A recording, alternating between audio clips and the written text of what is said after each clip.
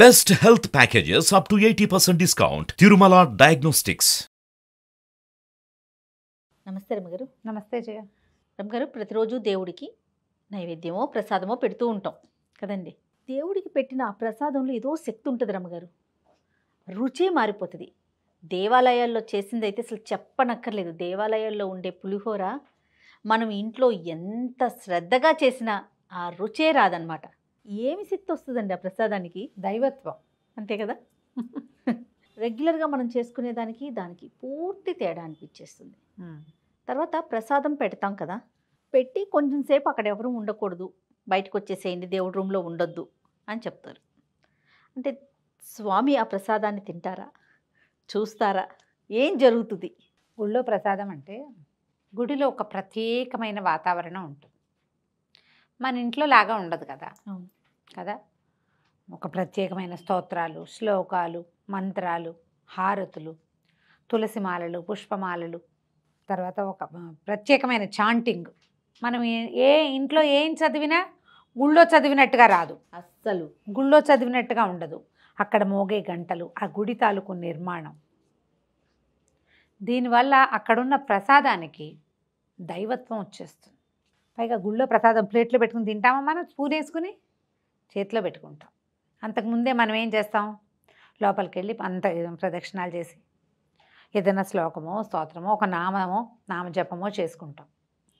పవిత్ర భావన అక్కడి నుంచి దర్శనం చేసుకుంటాం. మన కళ్ళు, మనసు, దృష్టి అంతా కూడా భగవంతుని ఒక తాదాత్మ్యత చెందుతాం ఆయనతోటి. ఒక అలౌకికమైన ఏమంటారంటే మన ఆధ్యాత్మిక భావనలోకి వెళ్తాం కదా. అప్పటిదాకా మన భావ సంచలనాలు, భావావేశాలు, భావోద్వేగాలు వేరు. దర్శనం చేసుకునేటప్పుడు మన మైండ్ సెట్ వేరేగా ఉంటుంది. తీర్థం తీసుకుంటాం, సెఠారి తీసుకుంటాం, తర్వాత కదా ప్రసాదం, హారతి అద్దుకుంటాం, ఏదో దక్షిణ ఇస్తాం. ఆ ప్రసాదం తీసుకోగానే ఈ మొత్తం క్రియలతోటి మన మైండ్ సెట్ ఎట్లా మారిపోయింది? పాజిటివ్గా అయిపోతుంది కదండి. పూర్తిగా ఒకలాంటి అంటే ఒకలాంటి శక్తి అని చెప్పలేము, ఏదో వచ్చేసింది మనకి, ఒక బలం వచ్చింది, ఒక ధైర్యం వచ్చింది. ఎన్ని ఆలోచనలు వస్తాయో ఆలయానికి కనుక వెళ్ళొస్తాయి. ఏమవుతుందంటే మన చుట్టూతా ఒక ఆరా ఉంటుంది కదా, ఇది దేవాలయపు ఆరాలోకి ప్రవేశిస్తాం మనం. ఇప్పుడు మనం మనుషులం, మనకే ఒక ఆరా ఉంటుంది. అవును, మన శరీరం నుంచి కొంత బయటకు ఉంటుంది. దేవాలయము కొలతలతోటి ప్రత్యేకంగా నిర్మించబడింది కదా. ఈ నిత్యం పూజ గీజ చేయటం వల్ల వాటికి ఏమవుతుంది, ఆరా పెద్దదైపోతుంది, చక్రం చాలా పెద్దదిగా ఉంటుంది. మనం ప్రదక్షిణ చేసి అందులోకి ఆ ఏమన్నా ప్రచండమైన పాజిటివ్ ఎనర్జీలోకి వెళ్ళిపోతాం మనం. అప్పుడు మన ఆర ఏమవుతుంది, పుల్ చేయబడుతుంది, లాగేస్తుంది బయటికి మన ఆరాని. మన లోపల ఉన్నటువంటి దైవిక శక్తి ఒకటి ఉంది కదా మన లోపల, అది ఉండటం వల్లే కదా మనం నడుస్తూ తిరుగుతున్నాము. ఈ దైవిక శక్తి ప్రజ్వలం ఎక్కువ అవుతుంది అనమాట, బాగా మండుతుంది. ఒక జ్యోతిలాగా ఉంటాడు భగవంతుడు మన లోపల. ఈ మెయిన్ సోర్స్ దగ్గరికి వెళ్ళేసరికి మన ఇన్నర్ సోర్స్ ఏదైతే ఉందో అది మెరవడం మొదలు పెడుతుంది. దానివల్ల మనకి గాల్లో తేలుతున్నట్టు, చాలా లైట్గా అయిపోయినట్టు, ప్రశాంతత వచ్చినట్టు, తేలికపడినట్టు, మనశ్శాంతిగా ఉన్నట్టు, పీస్ఫుల్గా ఉన్నట్టు, ఈ భావాలన్నీ కూడా కలుగుతాయి. ఏదైనా సమస్య ఉన్నా కూడా ఏమనిపిస్తుంది అంటే రమ్మగారు, ఓకే నేను గుడికి వచ్చాను కదా, అంతా ఆయనే చూసుకుంటాడు అని ఒక ధైర్యం వస్తుంది. ఏదో నామజపం చేసుకుంటాము. మనం నామజపం ఇంట్లో చేసుకునే దానికి దేవాలయంలో చేసిన దానికి తేడా ఉంది. గోశాలలో కూడా మీరు ఇదే పొందుతారు, ఇలాంటి భావన. తెలిసినా తెలియకపోయినా జయ, ఓకే బాగా తెలుసు అనుకో మన దాని. ఇప్పుడు నేను చెప్తున్నానా, మీరు ఇదేంటి అని ఫీల్ అయ్యి తెలుసుకోవడానికి ప్రయత్నం చేస్తే ఇంకా ఎక్కువ వస్తుంది. ఏమీ తెలియకపోయినా లైట్ ఫీల్ వస్తుంది. దీపం దగ్గరికి వెళ్ళగానే వెలుగు మన కంటికి కనపడ్డట్టు, లోపల వెలుగుకి తెలిసిపోతుంది మనం ఇక్కడికి వెళ్ళాము అని. నీ బుద్ధికి తెలియదు, నువ్వు అజ్ఞానివి అయినా సరే నీ ప్రశాంతత వస్తుంది, బాగుంది అనిపిస్తుంది. దానికి ఒక పేరు పెట్టలేవు నువ్వు, దీనివల్లే నీకు తెలియదు కరెక్ట్ అండి, కానీ జరిగిపోతుంది. ఈ ప్రసాదము నివేదన చేయబడుతుంది కదా, ఇన్ని భావావేశాలతో, ఇన్ని ఈ రకమైన పీస్ తోటి ఉన్నప్పుడు అది మన చేతిలోకి రాగానే దాని రుచి మన బ్రెయిన్కి అందుతుంది. అందులో ఉప్పు తక్కువైందా, కారం ఎక్కువైందా, సరిపోలేదా చింతపండు అలా అనిపించదు. ఒక తినక మళ్ళీ చేయి చేస్తారు. 99% పీపుల్ రెండోసారి ప్రసాదానికి చేయి చాచుతారు. లేదనుకో పక్క వాళ్ళు ఎవరైనా వదిలేస్తారేమో చూసి మన వాళ్ళు అయితే వాళ్ళ దాంట్లో ఇచ్చి తీసుకుంటారు, నువ్వు తినకపోతే నాకు ఇచ్చే. ఇది దేవాలయంలో పెట్టడం వల్ల ఇన్ని రకాల ఈక్వేషన్స్ కుదరటం వల్ల జరుగుతుంది. మనం ఇంట్లో కూడా పెట్టుకుంటాం. అయితే ఈ ప్రసాదం నివేదన పెట్టినప్పుడు నీకు ఎంతసేపు అదే డౌట్, ప్రసాదం దేవుడు తింటాడా అనేది చిన్న క్వశ్చన్, దాన్ని ఇంత పెద్ద చేసి అడుగుతున్నావు నువ్వు. ఎందుకంటే రమ్మగారు ఇంట్లో ఏదన్నా పండుగప్పుడు కానీ అలాంటప్పుడు ప్రసాదాలు పెట్టినప్పుడు మీరు ముందు బయటకు వచ్చేసేయండి, ముందు ఆ డోర్లు వేసేయండి అని అంటారు. అమ్మ ఎక్కువగా రెగ్యులర్గా వింటానమాట. కాసేపు అక్కడే ఉంచాలి అని. అంటే ఇప్పుడు ఏ మంత్రము పెద్దగా మంత్రాలు తంత్రాలు చేయని వాళ్ళు ఏం చేస్తారు, ప్రసాదం నివేదన చేశాక కాసేపు వదిలిపెట్టి అప్పుడు తెచ్చుకోవాలనుకుంటారు. స్వామి యొక్క దృష్టి దాని మీద పడుతుందని. ఇప్పుడు మనం ఇంత ప్రసాదం పెట్టాం, అందులో నుంచి ఏం ఖర్చు అవ్వదు, ఒక్క మెతుకు కూడా తిండు. ఆయనకి ఎందుకు, అన్నీ ఇచ్చింది ఆయన అయితే ఆయనకి మన అన్నం కావాలి అక్కర్లా. కాకపోతే ఏం చేస్తాడంటే అందులో నుంచి సూక్ష్మాంశాన్ని భగవంతుడు తీసుకుంటాడు. మనం ఏ ప్రతిమా రూపాన్ని ఆరాధిస్తున్నామో ఆయన మన యొక్క శ్రద్ధని ఈ ప్రసాదం నుంచి తీసుకుంటాడు. ప్రసాదంగా పెట్టినవన్నీ బాగానే ఉంటాయి, నైవేద్యంగా పెట్టినవన్నీ బాగానే ఉంటాయి. ఇప్పుడు మంత్రము అది చదివే అలవాటు ఉన్న వాళ్ళు ఏం చేస్తారు, ముందు ప్రాణాహుతులు ఇస్తారు, 5 ఆహుతులు ఇచ్చి ఈ నివేదయామి అని చెప్పుకుంటారు, ప్రసాదం చూపిస్తారు. తర్వాత ఉత్తరాపోసనం అన్నం తిన్న తర్వాత చేయి కడుక్కోవటానికి నీళ్లు, హస్తౌ ప్రక్షాళయామి, పాదౌ ప్రక్షాళయామి, ముఖే పునరాచమనీయం సమర్పయామి, ముఖానికి మళ్ళీ ఆచమనం, ఇంకొకసారి నీళ్లు. ఇవన్నీ మంత్రాలు ఒకదాని వెనకాల ఒకటి జరుగుతాయి. మనం లేచి వెళ్ళిపోయి తలిపే ఎక్కర్లా.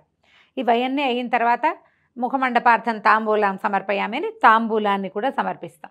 వినాయక చవితి అప్పుడు లేచెళ్ళాం, ఇవన్నీ చేస్తారు, అందరూ చేస్తారు. రెగ్యులర్గా పూజా విధానం షోడశోపచారాలు ప్రాక్టీస్ ఉన్న వాళ్ళు ఇది చేస్తారు. నివేదన చేసిన తర్వాత అప్పుడు హారతిస్తాం, నీరాజన విధి. దాని తర్వాత పునఃపూజ ఏదో చేసి, రోజువారీ చేసే పూజల్లో పునఃపూజలు చేయరు. నయం తాంబూలం సమర్పయామి అయిన తర్వాత అక్షతలు శిరస్సు మీద వేసుకోవటం, నమస్కారం చేస్తే ఈ క్రియ లోపల భగవంతుడు మనం పెట్టిన ప్రసాదాన్ని చూసేస్తాడు. ఆ తర్వాత మనం దాన్ని తెచ్చేసుకోవచ్చు. ఈ సూక్ష్మాంశంలో గ్రహించడం, స్థూలంగా ఉన్న ఆ పదార్థాన్ని మనకే వదిలిపెడతాడు, అందులో నుంచి సూక్ష్మాంశాన్ని గ్రహిస్తాడు. అందుకని నిత్యము నివేదన. 5 పంచోపచారాలు చేసినప్పుడు కూడా ధూపదీప నైవేద్యాలు, తాంబూలము, హారతి, లేదా ధూపదీప నైవేద్యాలు, నమస్కారము, హారతి, ధూపం దీపంతో పాటు నైవేద్యం అని స్పష్టంగా పంచోపచారాల్లో చెప్పబడింది. నువ్వు ఇంత పటిక బెల్లం పెట్టు, అంత ఒట్టి బెల్లం ముక్క పెట్టు, కాస్త అంత పెసరపప్పు నానబెట్టి చెంచాడు నానబెట్టి నీళ్ళు ఉంచేసి తడి పెసరపప్పు పెట్టు, దాని మీద బెల్లం ముక్క, కొబ్బరికాయ కొట్టు, అరటిపళ్ళు పెట్టు, దానిమ్మ పండు పెట్టు, ఏదైనా పెట్టు, అన్నం వండి అన్నం పెట్టు, పసుపు ఈ చిప్స్ చిటి దొరుకుతాయి పటిక బెల్లం, పంచదార చిప్స్ అవైనా పెట్టు. ఆ లైన్ ఏంటంటే నీ యొక్క శ్రద్ధని సూచిస్తుంది.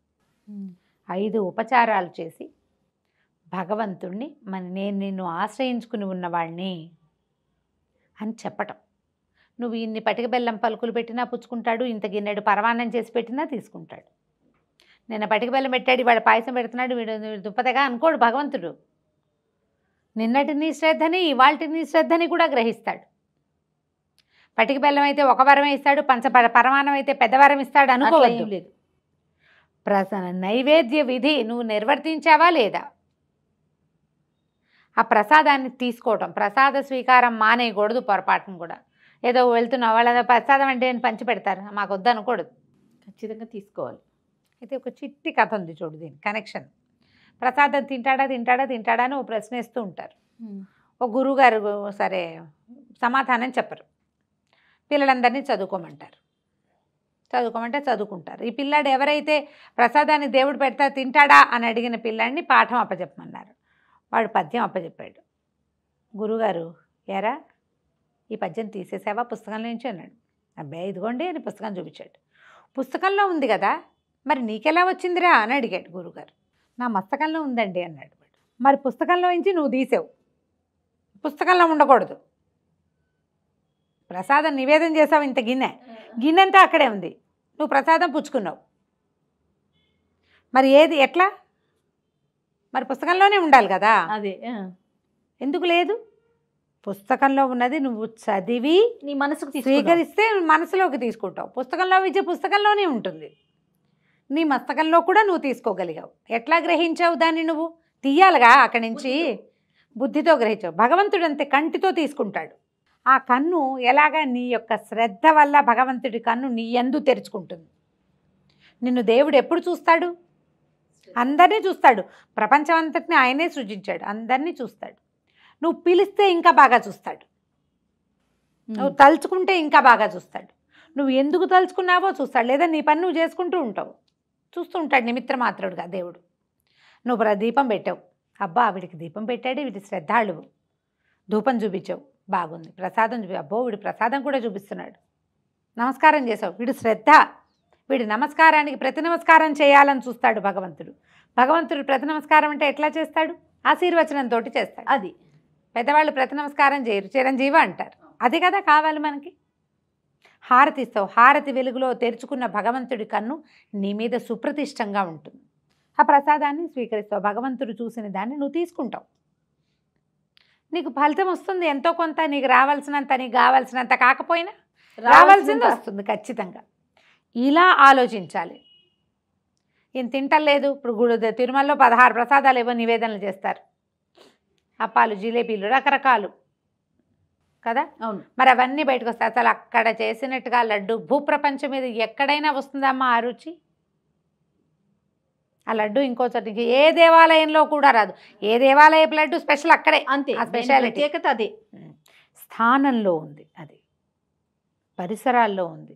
దాని ప్రభావం ఈ వస్తువు మీదకి, తయారు చేయబడిన వస్తువు మీదకి వెళ్తుంది, వస్తుంది ఎంతో కొంత. ఆ రావటమే మనం దైవత్వం మనని చేరిన భావన వస్తుంది. ఇది ఎంత దైవత్వం లేకపోతే ప్రసాదం ఇస్తే ఇవాళ తలస్నానం చేయలేదని మానేస్తారు, డబ్బాలో పెట్టివ్వండి, రేపొద్దున తలస్నానం, ఇవాళ నాన్ వెజ్ తిన్నా, ముట్టుకున్నా, మైలబడ్డాను, తలస్నానం చేయలేదు. తిరుపతి ప్రసాదం తలస్నానం చేసుకుని తినాలనే జాతిలో ఉన్నాం మనం. అవును. ప్రసాదానికి అంత గౌరవం ఉంది.